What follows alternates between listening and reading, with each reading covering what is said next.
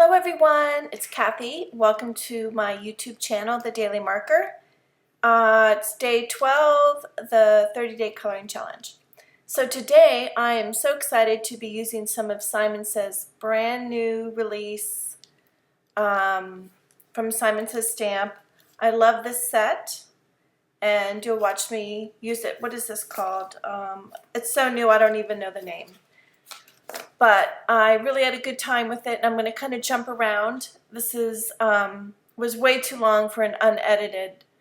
So you can see that right here that I die cut. I left them all, since they're small pieces, in one piece of cardstock. And now, because it's just easier than having all these little bits and picking which one you want to use, it's just easier to do a chunk. And then you can keep the die cut pieces in your envelope. So now I've put the cardstock in the negative, I think it is. I always get it mixed up.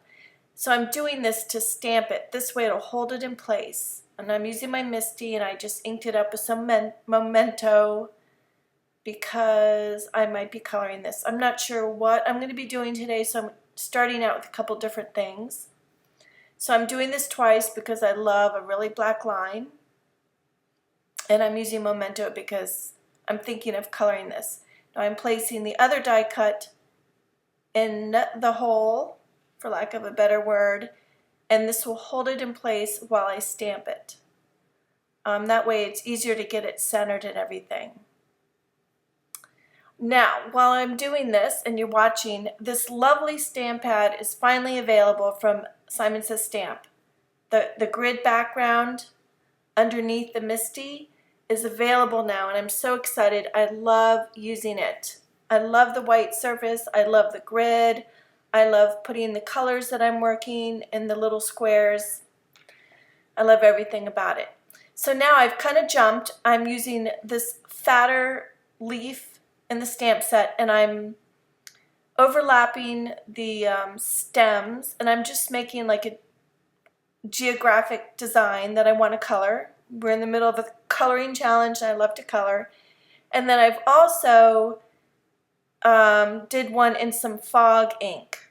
So I have three things here, and I'm deciding what I want to do today. So this is the fatter one that I just shared with you. And now I use some black Simon Says Stamp ink on watercolor paper here, and I'm going to be using the Zig markers, and these are the colors I selected. They're kind of greens and blues and turquoises, and it's just easier for me to take all the lids off and just set it right there. To be careful it's not on the paper. And I have some water and a rag just to dab off the brush. So I like to try different things when I'm watercoloring, and I love it when there's this explosion and it kind of has little spider legs and crawls into the area. And that's the look that I like to achieve when I'm doing watercolor and this kind of thing.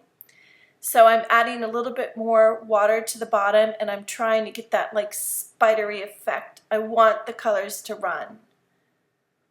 So I'm just picking up some random different colors here and scribbling and adding more water and just playing around. There's no plan.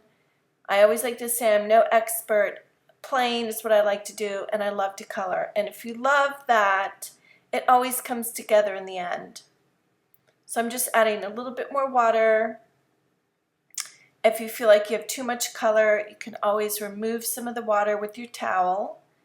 And if you feel like the color gets watered down, you can add more color.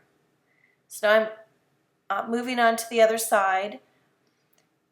If you're worried about the color bleeding into the right side of the leaf, you might want to jump to the second leaf and let that first part dry.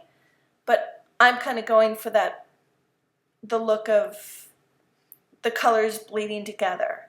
So I don't care about that. And I've picked up some different markers from the other side of the leaf because it's just going to be a funky leaf. I don't care if it matches. It's just meant to be fun, to color, enjoy the process, and experiment. So that's exactly what I'm doing. And relaxing and coloring really does lower your blood pressure. There's new research, and if I ever get time, I'll share that on my blog. But it really is healthy for you. So we're all doing a good thing. Now I'm going to go ahead and I think I'm speeding up or cut out the these other two leaves just to save some time. But my memory's not so good and I'm not sure what I did, so we'll just go with the flow here. So I like to start with a darker color in the center. Okay, so I'm speeding it up so you can watch. And I'm going back. Sometimes that darker color gets watered down and it's not dark enough. But I can always go back once it's dry and add more if I feel like I need to. So I'm just kind of picking up colors, not even noticing what color I'm picking up or trying to do anything in particular. Now see, I'm going back and adding some darker to the centers and then just either watering it down or adding a lighter color on top. But I love it when it bleeds into the area. I just feel like it does the work for you, and it's really interesting when it dries. Now once I'm finished with this, I'm going to take a heat gun and I'm going to dry a little bit on the top, constantly moving my heat gun, and then I'm going to dry it more from the back, and then I'll switch back to the front and the back. And I don't want to scorch my paper, so I do a lot of the drying from the back of the paper.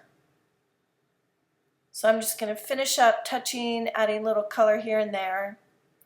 And then here goes the heat gun.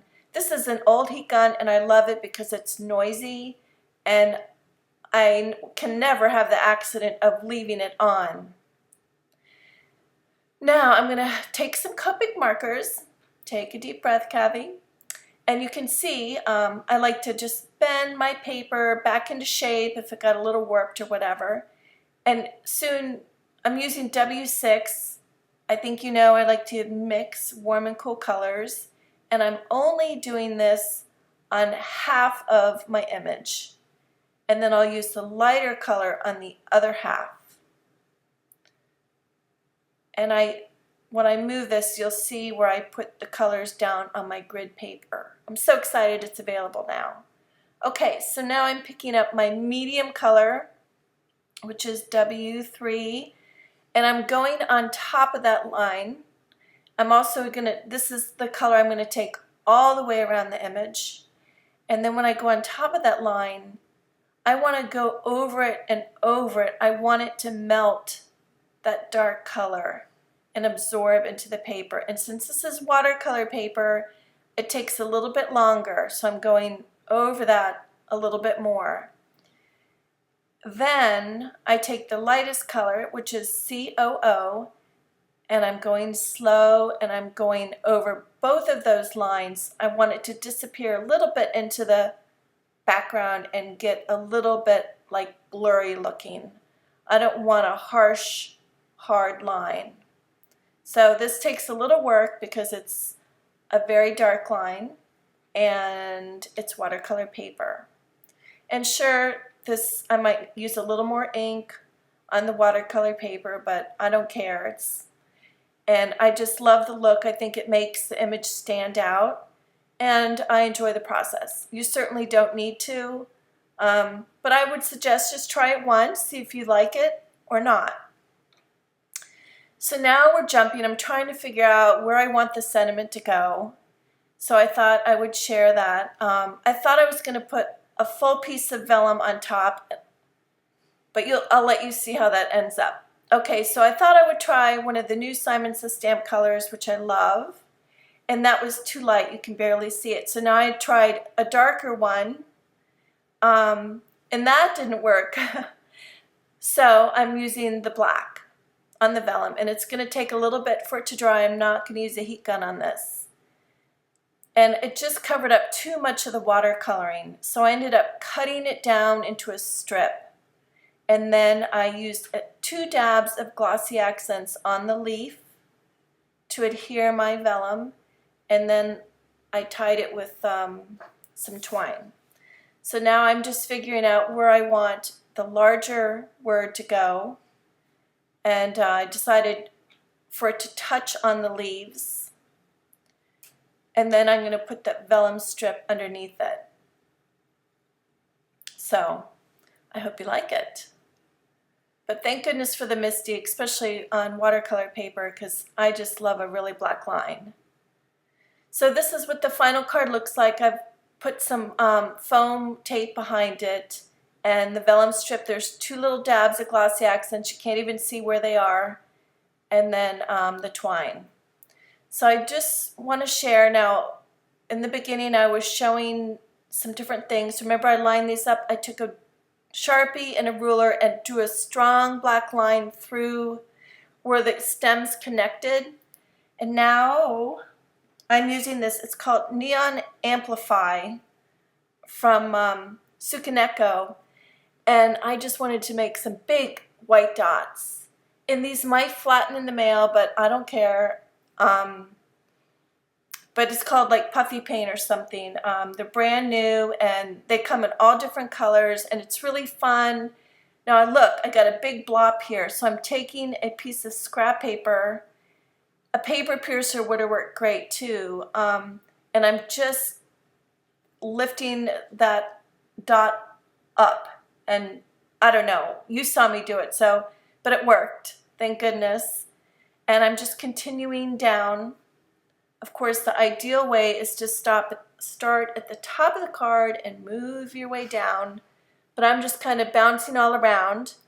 So you have to have a steady hand if you're going to bounce around, and be so careful you don't smush what's underneath your hand. So this was a really fun card to make. I used some flicking on some of the parts, and then I colored some in on the solid. I used an accent orange to place underneath with one of their new dies, and then I placed the top off center so you would see kind of half of the color, and it's hard to photograph. And then this is my other card, and that's it for today. So thank you so much for watching. All the supplies are linked below, and I have a giveaway on my blog, so do check that out. Okie doke, thanks for watching, bye.